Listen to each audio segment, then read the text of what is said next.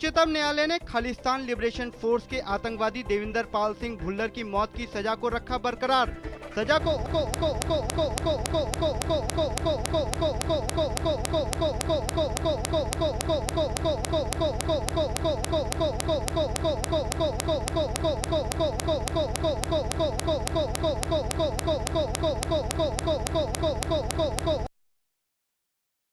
उम्र कैद में तब्दील किए जाने की याचिका को सर्वोच्च न्यायालय ने किया खारिज।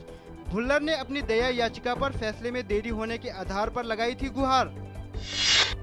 भुल्लर की सजा का न्याय व्यवस्था से जुड़े लोगों ने व्यापक तौर पर किया स्वागत, कहा इसका असर अन्य मामलों पर भी होगा। भाजपा नेता बलबीर पुंज ने भुल्लर की सजा पर कहा कि हमें सुप्रीम कोर्ट के फैसले का करना चाहिए स्वागत। कहा लोकतांत्रिक देश में देश विरोधी कार्यों के लिए किसी को नहीं मिलनी चाहिए राहत। पंजाब कांग्रेस अध्यक्ष प्रताप सिंह बाजवा ने भी फैसले का किया स्वागत। इंदिरा गांधी राष्ट्रीय मुक्त विश्वविद्यालय के 26वें दीक्षांत समारोह को संबोधित करते हुए राष्ट्रपति प्रणब मुखर्जी ने कहा कि बदलती परिस्थितियों में ज्ञान प्राप्त करने वालों की संख्या तेजी से बढ़ी है। उन्होंने कहा कि 11वीं पंचवर्षीय योजना के दौरान देश में उच्च शिक्षा संस्थाओं की संख्या बढ़ी है, लेकिन अभी मांग पूरी नहीं हुई है। फिल्म अभिनेता प्राण को सिने जगत में अतुलनीय योगदान के लिए दादा साहेब फाल्के पुरस्कार से किया गया सम्मानित। प्राण ने अपने अभिनय से भारतीय दर्शकों के दिलों पर लंबे समय तक किया राज।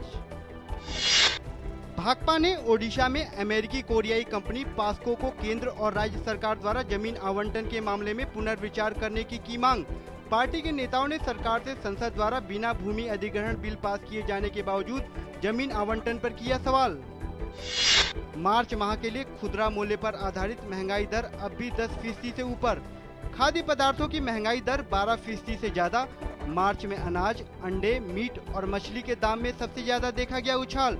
सब्जियों और फलों के दाम में भी 10 से 12% की देखी गई तेजी।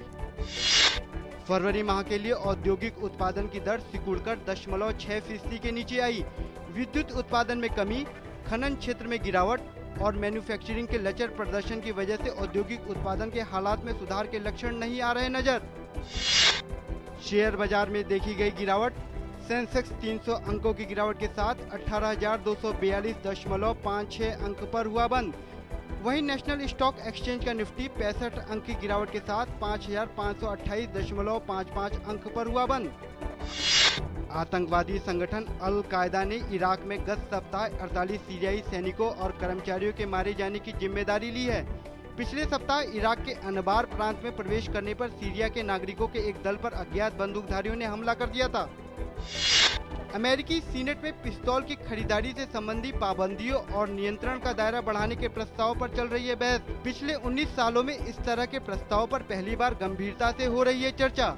इस बीच पिस्तौल की खरीदारी पर पाबंदियों को बढ़ाने की वकालत करने वालों ने वाशिंगटन में किया प्रदर्शन। साल के पहले मेजर अगास्ता मास्टर्स में स्पेन के सर्जियो गार्सिया और ऑस्ट्रेलिया के मार्क लेशमैन संयुक्त रूप से शीर्ष पर मौजूद हैं। वहीं दुनिया के नंबर 1 गोल्फर और टूर्नामेंट जीतने के प्रबल दावेदार टाइगर वुड्स उनसे 4 शॉट पीछे हैं।